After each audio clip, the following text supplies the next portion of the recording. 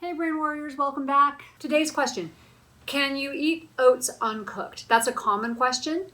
And with oats now becoming really popular soaked overnight, people eat them that way. There's one problem with that. So when you eat oats uncooked, they are more likely to be troublesome to your digestion than cooked oats. So a lot of the grain-free programs, that's one of the reasons they say that, right? Because oats are hard on digestion. But one of the ways to make them a little less hard on digestion is to cook them.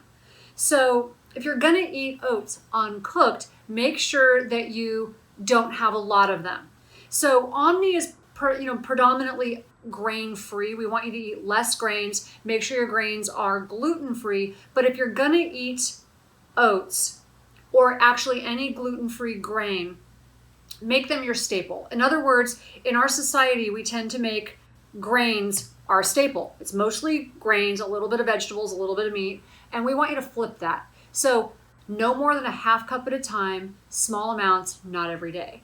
But my preference would be that you cook them because they are not as hard on digestion. So if you'd like a free copy of the Brain Warriors Way cookbook, leave me a message at tanaamen.com in the contact page. We're going to do a weekly drawing and a giveaway.